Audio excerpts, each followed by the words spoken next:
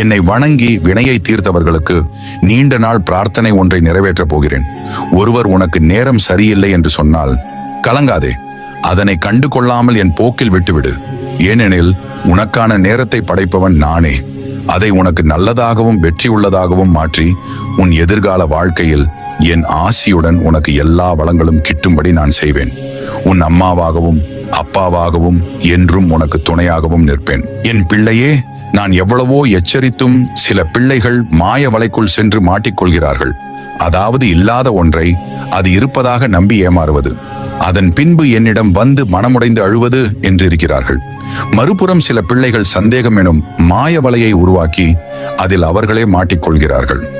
வாழ்வை முழு ஞானத்தோடு புரிந்து கொண்டவர்கள் மட்டுமே உறவுகளில் ஏற்படும் வேறுபாடுகளை உணர்ந்து அமைதியாக இருக்கிறார்கள். கர்ம வினையை தீர்க்க வாழ்வில் வருபவர்கள் வினையை தீர்த்து விட்டு போகவே செய்வார்கள். அதற்கெல்லாம் வருந்த உனக்கு இப்போது நேரமில்லை. உன் வாழ்வில் நீ செய்வதற்கு பல நல்ல விஷயங்கள் இருக்கின்றன. மனக்கவலை ஏதுமின்றி எனும் திருப்புகள் படி மாயைகள் உன்னை தொந்தரவு செய்யாது. என் பிள்ளையே, இன்று முடிய வேண்டிய உன் வேலையை பற்றிய கவலை தீரும். அந்த வேலை நல்லபடியாக நடந்து முடியும்.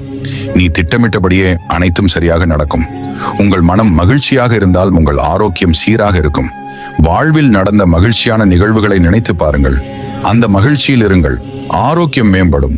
தூரத்தில் இருக்கும் உறவுகள் நட்புகளுடன் பேசி மகிழ்ச்சியாக இருப்பீர்கள்.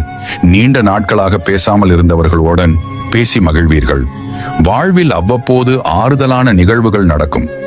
என் பிள்ளையே, ஒரு நல்ல எதிர்காலத்தை உருவாக்க நீ போராடுகிற காலம் இதுவே.